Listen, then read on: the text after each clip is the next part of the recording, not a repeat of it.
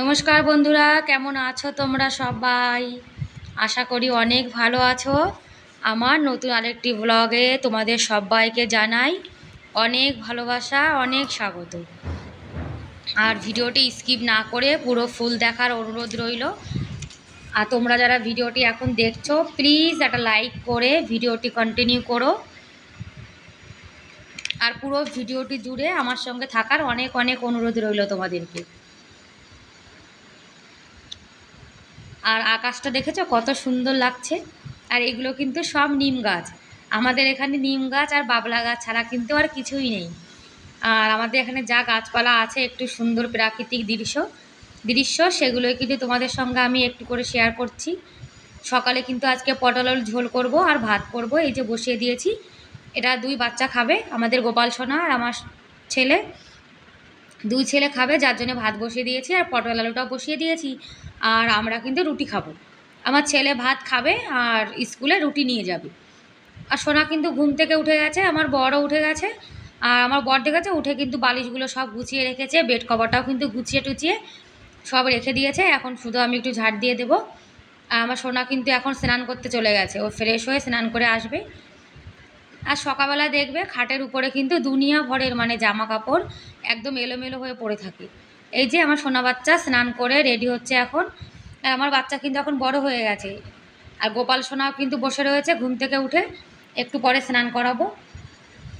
আর সকালে তো রুটি খাবো আর ছেলে নিয়ে যাবে, যার জন্য এখন আটা মাখানো শুরু করেছি। আর আটা মাখাতে না আমার কিন্তু খুব আলসি লাগে। রুটি বানাতে কিন্তু আমার কষ্ট হয় না, কিন্তু আটাটা জানো তো আমার একদম মাখাতে ইচ্ছা করে না। এখন কি করব বলো, খেতে হলে তো মাখাতেই হবে। আর কে আর আটা মাখিয়ে দেবে? তাও কিন্তু আমার বর কখনো কখনো আটা মাখিয়ে দেয়। আর এদিকে পটল আলুর ঝোলটাও কিন্তু হয়ে গেছে, একটু ফোড়ন দিয়ে দেবো। আর দেখেছো কতটা ধোঁয়া উড়েছে? এই ধোঁয়াটা কিন্তু পুরো ঘরে ছড়িয়ে যাবে। আর তারপরে কিন্তু তেল চিটচিটে ভাব হয়ে যায় রান্নাঘরে। আর যেটুকু ভাত আমার সোনা এখন স্কুলে যাওয়ার আগে খেয়ে যাবে, সেটা এখন থালায় ঠান্ডা হওয়ার জন্য রেখে দিয়েছি। কি বলো তো, ওকে না ভাত খাইয়ে পাঠায়, কেননা অনেকটা সময় স্কুলে থাকে তো। এই যে 7টা সাড়ে 4 7:30টার দিকে স্কুলে যাবে, আর কিন্তু 2টোর সময় আসবে। যার জন্য ওকে একটু ভারী খাবার খাইয়ে পাঠানোর চেষ্টা করি। কেন বলো তো, বাচ্চা কাচ্চা অনেকটা টাইম স্কুলে থাকলে দেখবে ওদের কিন্তু খিদে পেয়ে যায়। তারপরে স্কুলে লাঞ্চ তো হবে সেই 11টার সময়। আর 11টা পর্যন্ত না খেয়ে তো থাকতে পারে না বাচ্চারা, কিছু তো কিছু খেতেই হয়। যার জন্য হালকা খাবার একটু ভারী খাবার খাইয়ে পাঠাই। আর যে তরকারিটা দেবো সেটা এখন পাখার তলায় ঠান্ডা করতে রেখে দিয়েছি। আর এখন রুটিটা বানিয়ে নেব। এখন গরমকাল চলে এসছে তো, যার জন্যে আমাদের রুটি কিন্তু একসঙ্গে বানাবো, আমাদের আর ছেলে। তা না হলে কিন্তু আবার কিন্তু আমাকে রুটি বানাতে হবে। তাই ভাবলাম এখন তো গরমকাল চলে এসছে, শীতকাল না, তাহলে গরম গরম খাওয়ার কোনো দরকারই নেই। আর এখন যদি বানিয়ে রাখি আর 1 ঘন্টা পরে খেলে কিন্তু রুটিটা একদমই ঠান্ডা হবে না। আর ছেলেকে তো খেতে দিয়েছিলাম, ও তো খেয়ে নিয়েছে। আর এখন লাঞ্চে যা দেবো সবজি সেটা ঠান্ডা হয়ে গেছে। আর পটল আলু ঝোল করেছি তো, পটলগুলো খাবে না, যার জন্য বেছে বেছে দেখো আলু আর ঝোল সেগুলো দিয়ে দিয়েছি। আর আলু ছাড়া আমার ছেলে খেতে চায় না, পটল যদি দিয়ে দিই না তাহলে পটলগুলো বেছে বেছে রেখে দেবে, খাবে না। যার জন্য পটলগুলো আর দিইনি।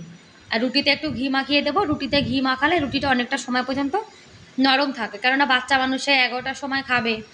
যার জন্য রুটিতে একটু ঘি মাখিয়ে দিলে অনেকটা সময় ভালো থাকবে, ও পরে খেলেও কিন্তু অসুবিধা হবে না। আর হয়ে গেছে আমার সোনার লাঞ্চ রেডি। আর সকালে জানো তো অনেকটা তাড়াহুড়ো থাকে, ওই রান্নাবান্না করতে হয়, বাচ্চাকে রেডি করে লাঞ্চে তৈরি করে পাঠাতে হয়। আর একদিকে কিন্তু ভালো, স্কুলের বাহানায় আমার কাজগুলো কিন্তু অনেক তাড়াতাড়ি হয়ে যায়।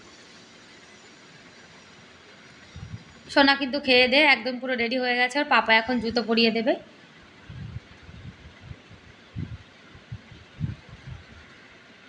আর আমার বর কিন্তু গাড়িটা এই বেড কভার দিয়ে ঢেকে রেখে দেয়। ওই যে গরমকাল চলে এসছে, ধুলোর হাওয়া চলে যার জন্য। আর নতুন একটা গাড়ির ব্যাগ লাগিয়েছে। আজকে সোনাকে কিন্তু আমি নিয়ে যাচ্ছি, আজকে ওর পাপা বলছে আমি এখন যাব না, তুমি যাও। আর এদিকে দুধের গাড়িও চলে এসছে। অনেক দিন হয়ে গেছে আমি সোনাকে নিয়ে আসিনি, প্রত্যেকদিনই তোর পাপাই নিয়ে আসে। আর দেখেছো হলুদ রঙেরও গোলাপ ফুল আছে, কত রকমের রঙের গোলাপ ফুল হয়।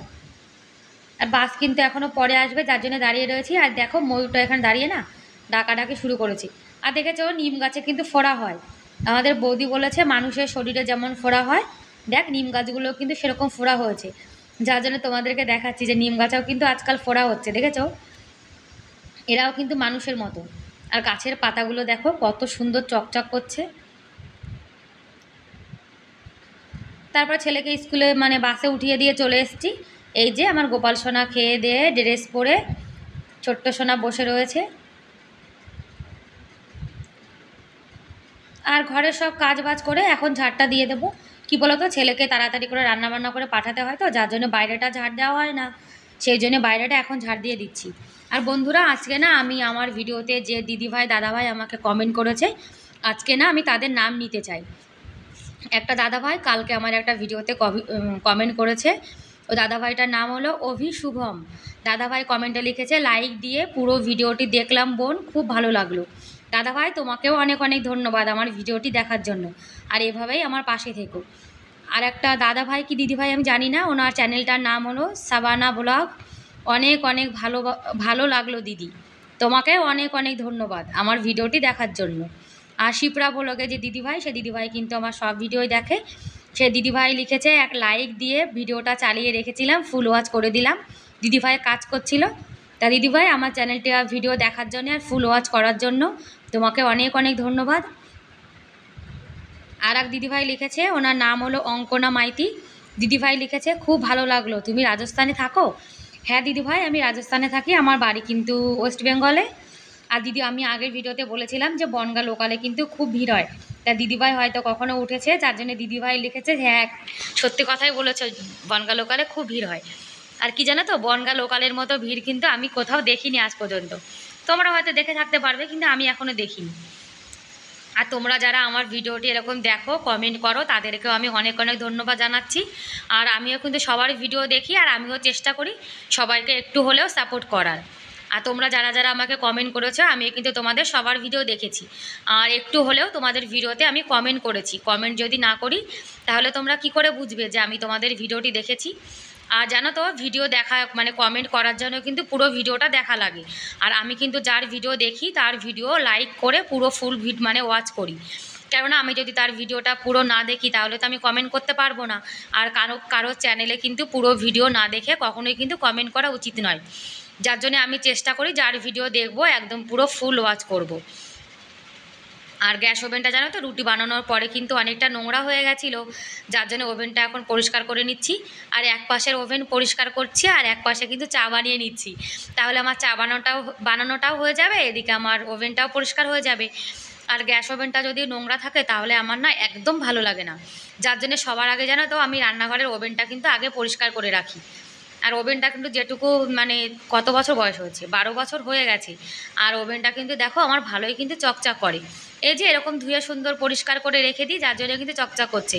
আর ইন্ডাকশান ওভেনটার বয়সও কিন্তু 2 বছর হয়ে গেছে, এখনও কিন্তু খারাপ হয়নি। আর চা বানিয়ে নিচ্ছে। আজকে আমার বরকে বলেছি যে চা একটু বেশি হয়ে গেছে, তুমিও খেয়ে নাও। তা বলছে তাহলে ঠিক আছে, দিয়ে দাও। এখন আমরা দুজন না চা খাবো।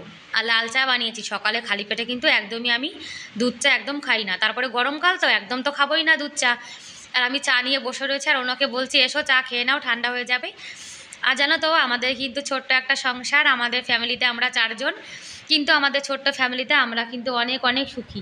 ভগবান আমাদের যেটুকু সামর্থ্য দিয়েছে, যা দিয়েছে, আমরা কিন্তু সেটুকুর মধ্যেই খুশি থাকার চেষ্টা করছি। আমার সংসারে হয়তো অনেক অর্থ, অনেক প্রাচুর্য, ওইসব কিছুই নেই, কিন্তু আমাদের সংসারে অনেক অনেক ভালোবাসা আছে। আর ভগবানের কাছে কামনা করি আমরা যেন সারা জীবন এইভাবেই ভালোভাবে থাকতে পারি। আর আমাদের গোপাল সোনা দেখো, গোপাল সোনা বসে বসে এখন খেলা করছে। কি বলো তো, খাওয়া দাওয়া হয়ে গেছে, সেবা হয়ে গেছে, মানে সেবা হয়ে গেছে, স্নানও করে নিয়েছে, এখন তো বাচ্চা বসে বসে খেলা করবে। আর যারা এখনও পর্যন্ত আমার ভিডিওটি দেখছো, তোমাদের যদি ভিডিওটি ভালো লেগে থাকে, তাহলে প্লিজ একটা লাইক করে দিও। আর আমার চ্যানেলে তোমরা আজকে যারা নতুন আর ভিডিওটি দেখছো, তোমাদের যদি আমার ভিডিওগুলো ভালো লেগে থাকে, তাহলে চাইলে আমার চ্যানেলটিকে সাবস্ক্রাইব করে আমার এই ছোট্ট পরিবারের পাশে থেকে যেতে পারো। আর যারা এই কাজটি করে দিয়েছো, তাদেরকে আমি অসংখ্য ধন্যবাদ জানাই। আর আজকের ভিডিওটি কেমন লাগলো তোমরা কিন্তু কমেন্ট করে আমাকে অবশ্যই জানিও। আর সকালে খাবার দাবার কিন্তু নিয়ে এসেছি, পটল আলুর ঝোল, আর আমি আচার রুটি খাবো, আর 2 মগ লস্যি। আর গোপাল সোনাকে যে প্রসাদ মানে ভাতটা দিয়েছিলাম, সেটা তখন প্রসাদ হয়ে গেছে, সেটা এখন আমরা খেয়ে নেবো। আজকে জানো তো মাটিতে বসে খাবো, অনেক দিন হয়ে গেছে মাটিতে বসে খাই না, আজকে মন চাইলো। আর কি জানো তো বন্ধুরা, মাটিতে বসে কিন্তু খাওয়া খুবই ভালো। এদিকে বাসন টাসন সব ধুয়ে নিয়েছি, আর রান্নাঘরটাও কিন্তু সুন্দর করে গুছিয়ে নিয়েছি। আর নিরামিষ বাসনও কিন্তু এপাশে ধুয়ে রেখে দিয়েছি, আর গামলার মধ্যে ওগুলো আমিষ বাসন। কারেন্ট নেই তো আজকে রাতের থেকে, মানে রাত 2টো থেকে কিন্তু আমাদের এখানে কারেন্টই নেই, যার জন্য ঘরে দেখেছে অন্ধকার মানে হয়ে গেছে, যার জন্য ঘর গোছানো ভিডিওটা আজকে আর তোমাদের সঙ্গে শেয়ার করলাম। আর ইনভার্টারের চার্জও কিন্তু বেশি নেই, অল্প একটু আছে, ছেলে যখন স্কুল থেকে আসবে তখন হাওয়া খাবে। আর অবস্থা পুরো ঘেমে জল হয়ে গেছে, এত গরম। আর এই গরমকাল এসছে, এখন শুধু ঘাম হবে, যেই একটু কাজ করব সেই ঘাম হবে, আর কাজ না করলেও তো হবে না। বন্ধুরা আজকে কারেন্ট নেই, আজকে রাত্রেবেলা আমাদের যখন কটা বাজে, 2টো বাজে হয়তো, 2টো না 1টা, তখন থেকে জানো তো কারেন্ট নেই, তখন থেকে কারেন্ট আসছে না। আর রাতভর তো পাখা চলেছে, তারপরে ছেলে যতক্ষণ স্কুলে যায়নি ততক্ষণও পাখা চলেছে। আর এখন না একটু ইনভার্টারের চার্জ কম তো হয়েই গেছে, কেন রাতভর পাখা যদি চলে, তারপরে সকালেও কমসে কম 2 ঘন্টা পাখা চলেছে, যার জন্য ইনভার্টারটা এখন বন্ধ করে দিয়েছি, তা নাহলে চার্জ ফুরিয়ে যাবে। যেটুকু চার্জ আছে ছেলে যখন স্কুলে থেকে আসবে দুপুরের টাইমে, তখন আবার হাওয়া খাওয়া যাবে, যার জন্য এখন পাখা টাখা কিছু চালাচ্ছি না। কেন ছেলে গরম স্কুলে থেকে আসলে তো খুব গরম লাগবে, তখন তো হাওয়া খাবে, যার জন্য চার্জ বাঁচিয়ে রেখেছি। আর এই দেখো পাখা, এটা হলো রাজস্থানি পাখা, আর পাখা দিয়ে বসে বসে হাওয়া খাচ্ছি। আর জানো তো এই পাখাগুলোতে কেমন হাওয়া খায়, এরকম হাওয়া খায়। আমাদের এখানে লোকে পাখা দিয়ে এরকম দেখো গোল গোল ঘুরিয়ে ঘুরিয়ে হাওয়া খায়। আমাদের কলকাতায় দেখবে সবাই এরকম হাওয়া খায়, আর এইখানে লোকে না তো এরকম ঘুরিয়ে খায় এরকম। আর পাখাটা দেখেছো কত সুন্দর, দেখো খেজুর পাতা দিয়ে বানানো, ডিজাইনটা দেখো কত সুন্দর করেছে। এ দেখো খেজুরের ডাল, দেখতে পাচ্ছ, এই যে খেজুরের ডাল আর একটা খেজুরের পাখা, দেখো খেজুর পাতার পাখা, খেজুর পাতা তাল পাতারও তো পাখা হয়। আর দেখো পাতাগুলোর মাথাগুলো আবার এভাবে এভাবে গিট মানে বন্ধ করে দিয়েছে, দেখো এভাবে আটকে দিয়েছে যাতে পাতাগুলো সেই ছুঁচলো ভাগটা বাইরে না থাকে। আর কি সুন্দর দেখো, পাটির মতো, যেমন পাটি বানায় না মাদুর, সেরকম কিন্তু করা। এটা কিন্তু একটা মানে কি বলে শিল্পকর্ম, তাই না? তাহলে বসে বসে হাওয়া খাই, ঠিক আছে।